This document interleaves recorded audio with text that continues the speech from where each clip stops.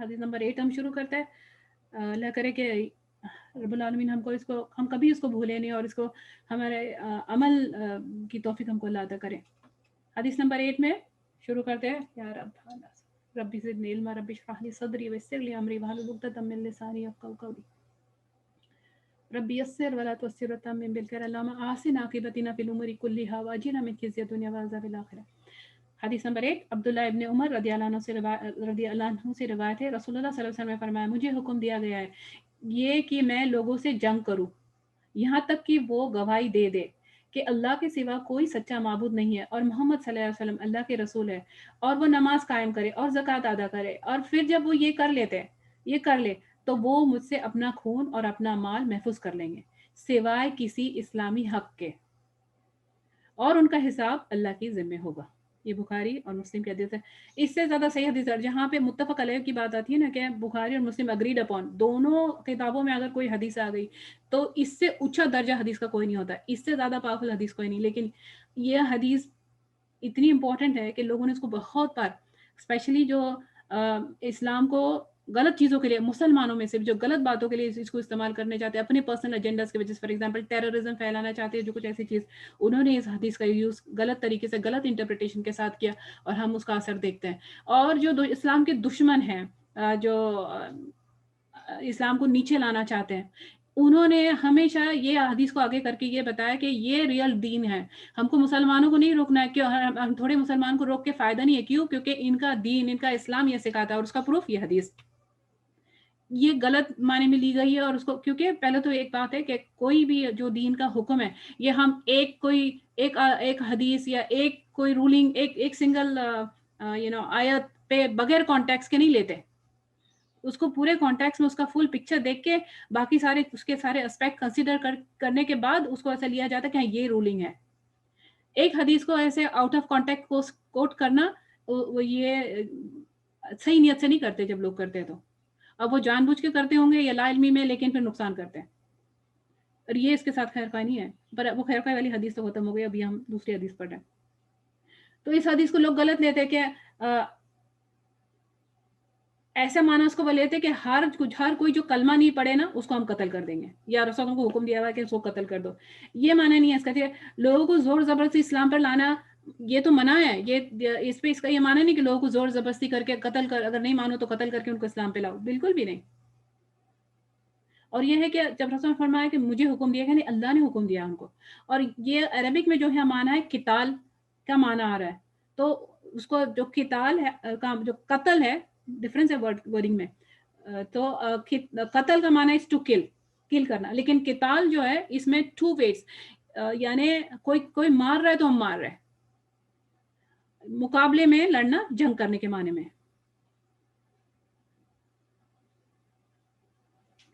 اور یہاں جو نہ ہے کہ مجھے حکم دیا گیا کہ مطلب میں قتال کروں لوگوں سے، الناس، تو یہاں پہ بھی جو الناس یہ لوگوں کا معنی نا، یہ مخصوص لوگوں کی طرف اشارہ ہے، جیسے مشرک مکہ کے جو مشرک لوگ تھے یہ ان کا معنی میں بن رہا ہے وہ ٹائم کا، کہ کیوں کیسے پتا چلا ہم کو، اس کا کنفرمیشن کہاں سے ملے گا؟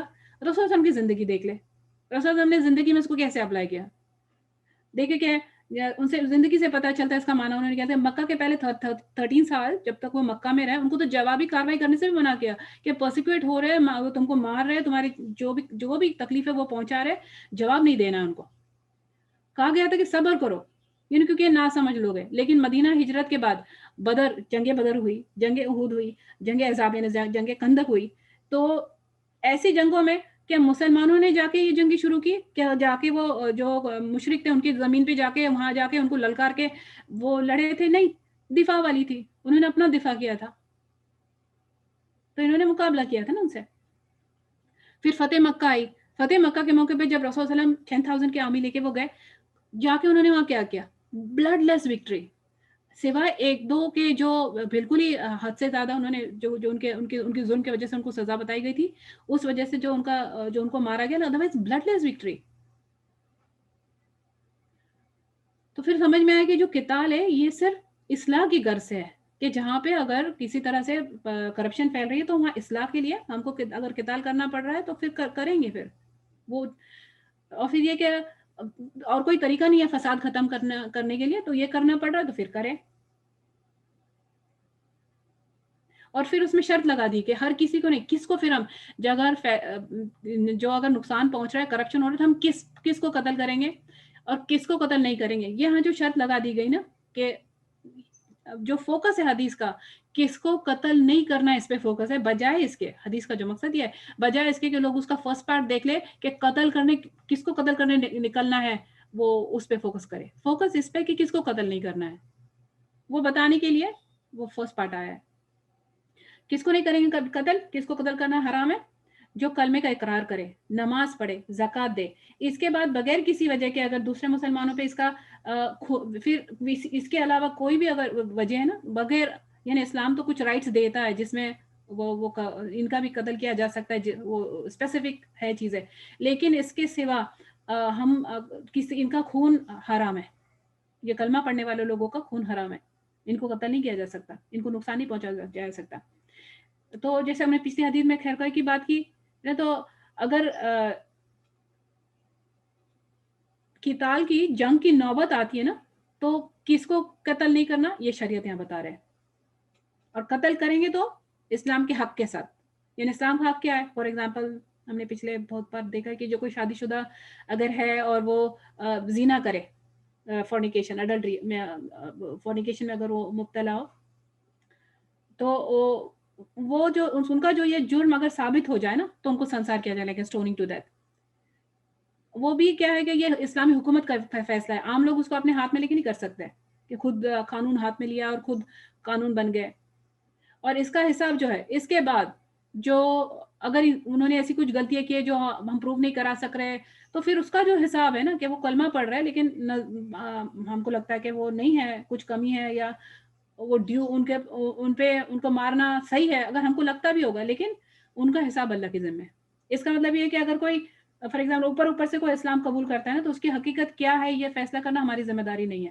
مدینہ میں کتنے سارے ایسے لوگ تھے منافق رہے, ہم سورہ میں بھی, قرآن میں بھی پڑھتے ہیں کہ اگر ان کے دل میں معلوم تھا کہ ان کے دل میں کفر ہے, تو بھی ان کے طرف سے آگ بند کر لی گئی, کوئی رسول اللہ میں جوابی کاروائی نہیں کی, اور وہ رسول کے خلاف سازش پہ سازش کرتے رہے, لیکن پھر بھی رسول اللہ نے ان کو معاف کیا, درگزر کیا, کہ ان کا حساب, کیونکہ منہ سے اوپر سے تو کلمہ پڑھتے تھے نا, لیکن ان کا حساب اللہ پہ چھوڑ دیا, انہوں نے اس کو برداشت کرتے رہے, درگزر کیا.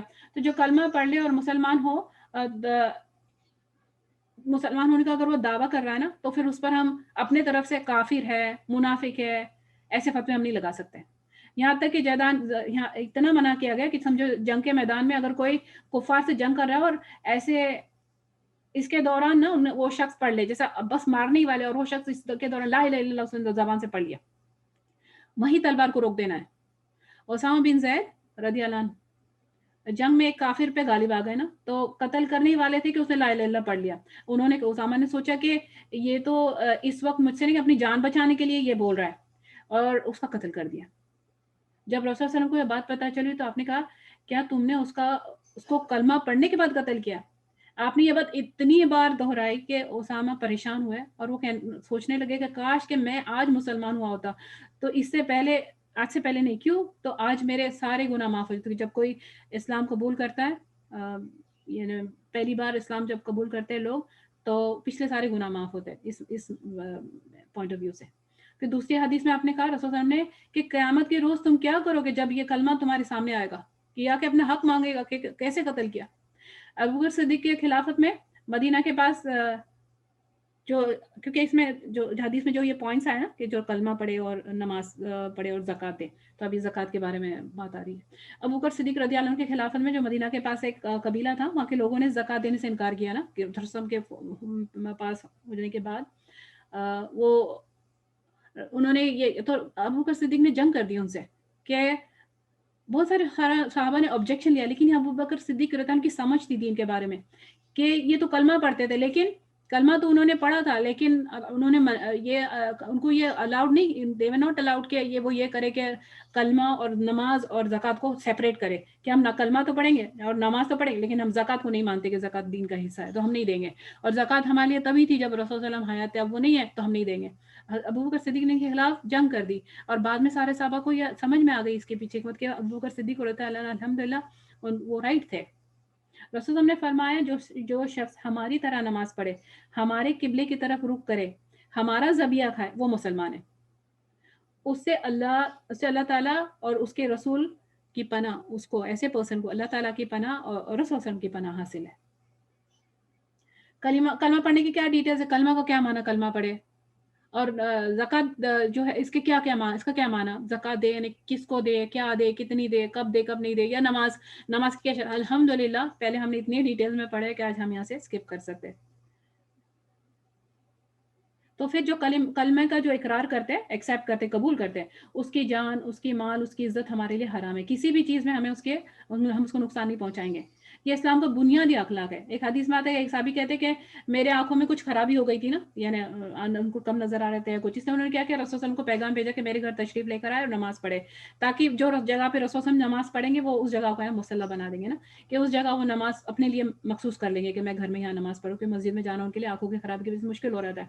तो अब उनके रसूल आए, आप कुछ साथियों के साथ उनके घर तशरीफ लाए, उन्होंने रसूल ने नफिल नमाज की जमात बना के पढ़ाई। तो साहबा बाद में फिर गुफ्तगू कर रहे थे, तो एक साहबी के बारे में उन्होंने जिक्र किया, या एक साहबी का जिक्र छिड़ गया ना, तो कुछ लोग ने उनको वो साहबी के बारे में, बाकी जो साहबा है उन्होंने कहने लगे कि ये जो बंदा है, ये मगरूर है और ये मुतकब्बिर है, ये प्राउड है। तो रसूल सल्लम के क्यों क्यों ऐसे कहने लगे थे, क्योंकि वो जानते थे कि रसूल सल्लम यहाँ पे आए, ये पर्सन के पास होता ना, हमको क्या कोई इतना इंपॉर्टेंट पर्सन या हमारे इतना जिसको हम इतना चाहते, वो आए और तो सब आके उनको इज्जत दे, सब आके उनको मिले, कि वो जानता था रसूल सल्लम यहाँ आ रहे, फिर भी वो नहीं आया, इस वजह से साहबा उनको मुतकब्बिर और ये बोल रहे। तो वो इसलिए कह रहे थे ऐसे कि वो साहबा ने ये भी कहा कि लगता है जैसे वो मुनाफिक है। आई मीन वो ह्यूमंस है ना, और हमको आउज़ बिल्ला, लेकिन हम बहुत ईज़िली दूसरों को जज करने लग जाते हैं, और ये लेवल तक। साहबा कहते हैं कि हम दिल से चाहते थे कि रसूल सल्लम वो बंदे के खिलाफ दुआ करे और वो कोई मुसीबत में पड़ जाए। हमको हमेशा ऐसा लगता है जिसको भी हम पसंद नहीं करते, आउज़ बिल्ला के। तो साहबा भी इंसान, उनका लेकिन उनका गुस्सा तो पर्सनल नहीं था, उनका गुस्सा क्या रसूल की मोहब्बत में था। लेकिन जब रसूल सल्लम नमाज़ से फ़ारिग हुए तो उन्होंने क्या फ़रमाया, क्या वो अल्लाह की जो माबूदियत है, अल्लाह को इलाह नहीं मानता? क्या वो मेरी रिसालत या रसूल सल्लम की गवाही नहीं देता? साहबा ने कहा, ज़बान से तो कहता है, लेकिन मानो उसके दिल में शायद ये बात नहीं है। तो हम सब में ये वीकनेस होती है ना, दिल पर हमको लोगों के दिल पर, यानी उनकी नियतों पे फतवे लगाने की आदत होती है। ईज़ी, बहुत ईज़ी करते हैं हम ऐसा ये काम, और इसका हमको हुक्म नहीं है, ये हमको अलाउड नहीं है। फिर आपने फरमाया, जो शख्स अल्लाह ताला की तौहीद और मेरी रिसालत की गवाही दे, दोज़ख में दाखिल नहीं होगा, उसको आग नहीं खाएगी।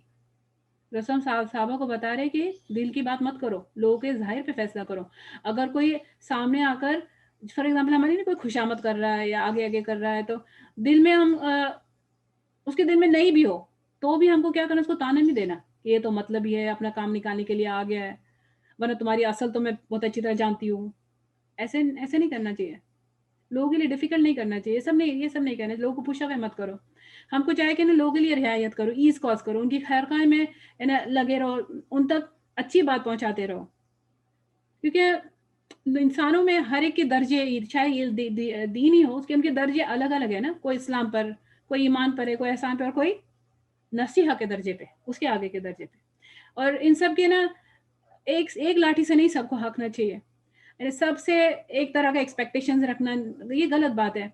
फिर क्योंकि हमारे एक्सपेक्टेशंस इतने हाई होते हैं हर एक से, फिर हम फ्रस्ट्रेट हो जाते हैं। फिर हम उनसे खैर-खाई छोड़ देते हैं। फिर इन्होंने हमारे लाइफ में देखो, हमको क्या लगता है कि हर एक का बच्चा आलिम बने, हर एक का बच्चा इंजीनियर, डॉक्टर हो।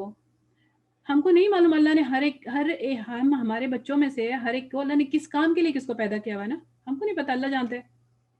उसको अल्लाह ने उससे कौन-सा काम लेना है। तो फिर क्या करना चाहिए हमको? सब्र, हौसला रखना चाहिए, दुआएँ करते रहना चाहिए, अच्छी नसीहत करते रहो। टू मच वरी ना करें, क्यों मानो?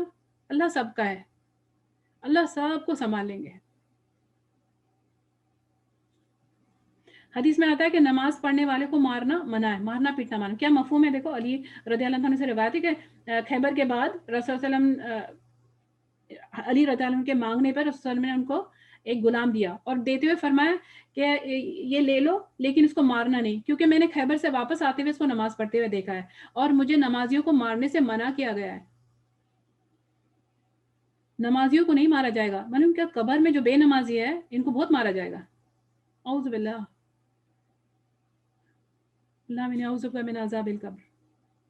इसलिए जो माँ-बाप या जो भी ज़िम्मेदार है, वो माँ-बाप अगर अपने बच्चों की नमाज़ की आदत डालने की कोशिश नहीं करते ना, अपना काम नहीं किया हुआ उन्होंने, याद रखिए कल जब इनको नमाज़ नहीं पढ़ने की वज़ह से पकड़ हो जाएगी ना, ये हमारा दामन पकड़ेंगे, हमको पकड़ लेंगे कि ये आपने क्यों नहीं सिखाया? क्यों आपने ज़्यादा कोशिश नहीं की? आपने क्यों अच्छी तरह नहीं समझा? आपने अच्छे एग्ज़ाम्पल से क्यों नहीं हमको फ़ॉलो करना सिखाया? अल्लाह नमाज़ या रब नमाज़ की पाबंदी के लिए अल्लाह से रो-रो के दुआएँ करें ना। रसूल ने फरमाया तुम मेरे यहाँ अपने मुकदमे केसेस लेकर आते हो ना, मुकदमा लेकर आते हो और कभी ऐसा होता है कि मैं तुम में से एक दूसरे से ज़्यादा दलील बयान करने में बढ़ के होता है, ज़्यादा फ्लुएंट अच्छा होता है। तो कुछ लोग बात बहुत कन्विंसिंगली करते हैं ना, उनका बात इतनी गलत बात करते होते हैं लेकिन इतने कन्विंसिंग होते हैं। ये दिया हुआ होता है अल्लाह ने किसी-किसी को। तो आपने फरमाया कि अगर गलत दलील, गलत बात की है लेकिन कन्विंस किया है रसूल सल्लल्लाहु अलैहि वसल्लम को, तो रसूल सल्लल्लाहु अलैहि वसल्लम तो इंसान है। तो आपने फरमाया फिर अगर मैं उसको उसके भाई का हक दे दूँ, यानी गलती से, गलत फैसले से दे दूँ और फैसला अगर मैं उसके हक में कर दूँ, तो मैं मैं उसको चाहिए जो पर्सन रॉन्ग है लेकिन कन्विंस किया है, उसको हलाल समझ के नहीं ले इस हक को कि मेरे को तो जो ये है ये रसूल सल्लल्लाहु अलैहि वसल्लम ने दिया हुआ है ना, तो इस वजह से हलाल है, नहीं। क्योंकि अगर वो इस तरह ले लेता तो उसको दोज़ख का, रसूल सल्लल्लाहु अलैहि वसल्लम ने फरमाया कि मैं उसको दोज़ख का टुकड़ा दे रहा हूँ। यानी जज को क्या करना चाहिए, क्या पता चला, ज़ाहिर को देख के फैसला करेगा, यानी विटनेस, एविडेंस उसको देख के फैसला करेगा और इस पर उसकी कोई पकड़ नहीं होगी, अल्लाह उसको नहीं पकड़ेंगे। गवाही देने वाला जो है, अपने किए का फल पाएगा, जो गवाही दे रहा है वो पाएगा। और इस्लाम में जान और माल की हुर्मत देखें, सैंक्टिटी, सेक्रेडनेस मुसलमान की। हदीस में आते इब्न अब्बास रज़ियल्लाहु अन्हु से रिवायत है कि रसूल साहब ने फरमाया, लोगों में 3 लोगों से अल्लाह सबसे ज़्यादा बुग़्ज़, ग्रज रखते हैं।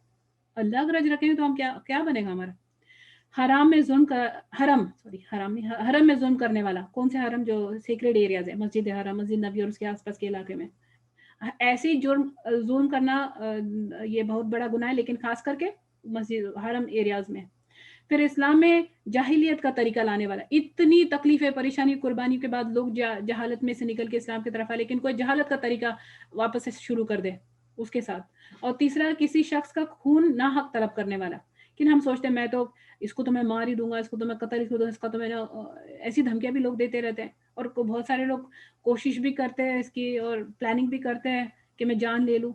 अल्लाह के नज़र में ये सख्त नापसंद है। रसूल सल्लल्लाहु अलैहि वसल्लम ने फरमाया कि एक मुसलमान की हर चीज़ दूसरे मुसलमान पर हराम है, उसकी हर चीज़, उसका खून, उसका माल, उसकी इज़्ज़त, उसकी आबरू। रसूल सल्लल्लाहु अलैहि वसल्लम ने मीना में सहाबा से सवाल किया, मीना यानी हज के दिन, जो अरफात का दिन था, उस दिन रसूल सल्लल्लाहु अलैहि वसल्लम ने फरमाया, तुम जानते हो, सवाल किया रसूल सल्लल्लाहु अलैहि वसल्लम ने, क्या तुम जानते हो ये कौन-सा दिन है? उन्होंने कहा, सहाबा ने, कि अल्लाह के रसूल बेहतर जानते हैं। ये अदब था रसूल सल्लल्लाहु अलैहि वसल्लम की तरफ उनका। आपने फरमाया ये हुर्मत यानी सेक्रेड, हुर्मत यानी सेक्रेड, होली, बहुत ज़्यादा मकाम और मर्तबे वाला ना, उसका मतलब हुर्मत होता है, या ह ह जो हरम का माना यही है, हुर्मत वाला। आपने फरमाया ये हुर्मत वाला दीन है। आपने फिर से पूछा, तुम जानते हो ये कौन-सा महीना है?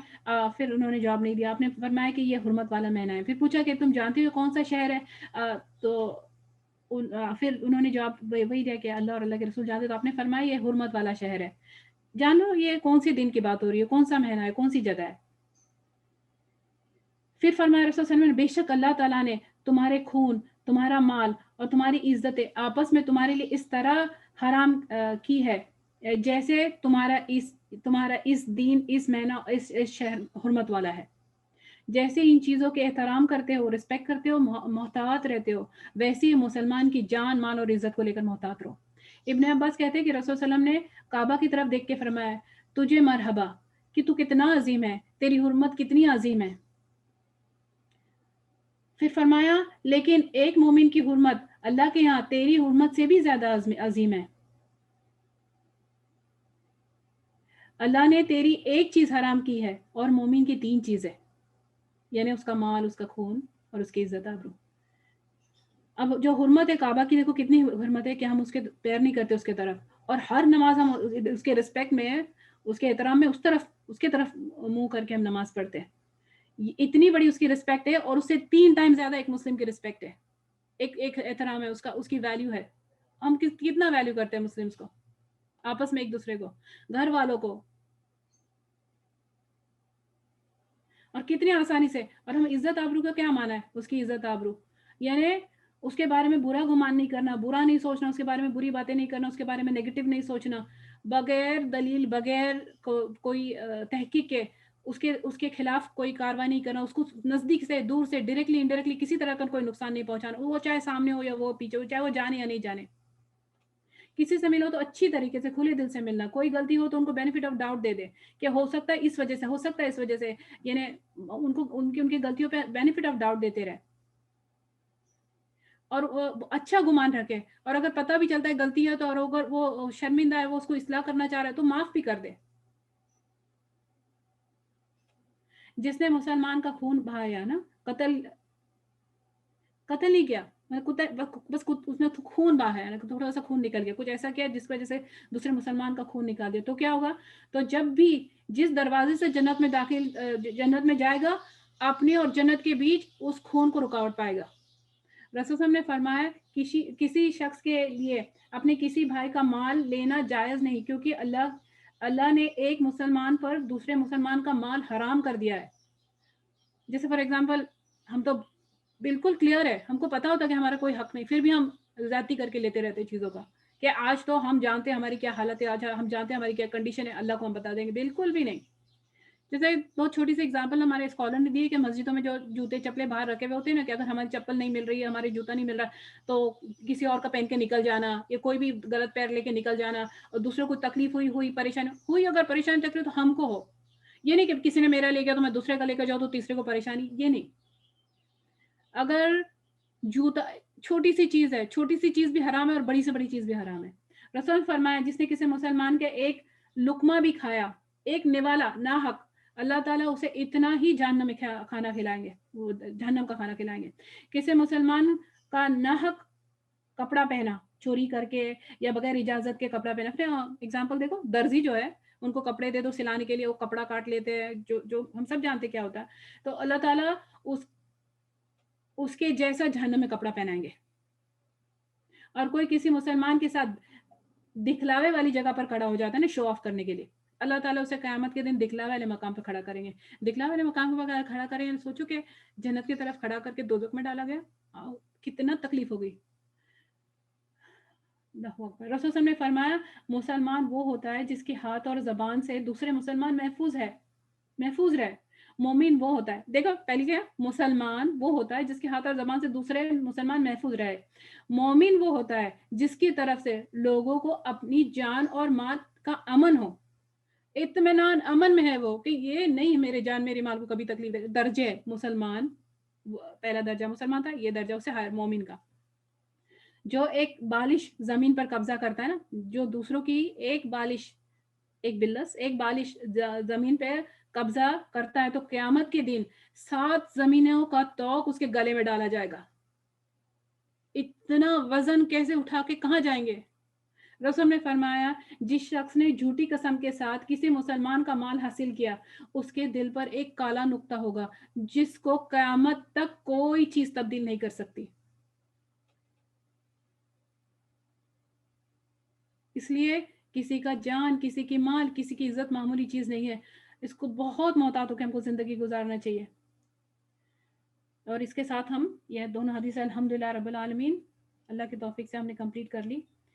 और इंशाल्लाह नेक्स्ट टाइम भी हम जितने रमज़ान में तीन तीन से थोड़े कम महीने रह गए हैं, इंशाल्लाह कोशिश होगी कि हम जितने कर सके, कोशिश तो होगी कि हम कंप्लीट कर ले रमज़ान के पहले, ताकि रमज़ान में हम कुछ और चीज़ सीखते रहे, और इंशाल्लाह हर दिन कुछ हम कर ले, स्पेशली कुरान से रिलेटेड, क्योंकि रमज़ान जो कुरान का महीना है। यहाँ हम ख़त्म कर लेते हैं, फिर अगर कोई सवाल हो तो ले लेते हैं। सुब्हानक अल्लाहुम्मा बिहम्दिक, नशहदु अन ला इलाहा इल्ला अंत, नस्तगफिरुका व नतूबु इलैक। सुब्हान रब्बिका रब्बिल इज़्ज़ति अम्मा यसिफून व सलामुन अलल मुरसलीन वल्हम्दुलिल्लाहि रब्बिल आलमीन। रब्बना तक़ब्बल मिन्ना इन्नका अंतस समीउल अलीम व तुब अलैना इन्नका अंतत तव्वाबुर रहीम। रब्बना आतिना फिद दुनिया हसना व फिल आखिरति हसना व क़िना अज़ाबन नार। अल्लाहुम्मा अइन्नी अला ज़िक्रिका व शुक्रिका व हुस्नि इबादतिका। अल्लाहुम्मा इन्नी असअलुका इल्मन नाफ़िअ व रिज़्क़न तय्यबा व अमलन मुतक़ब्बिला। जज़ाकुमुल्लाहु खैरन कसीरा। अस्सलामु अलैकुम व रहमतुल्लाहि व बरकातुहू।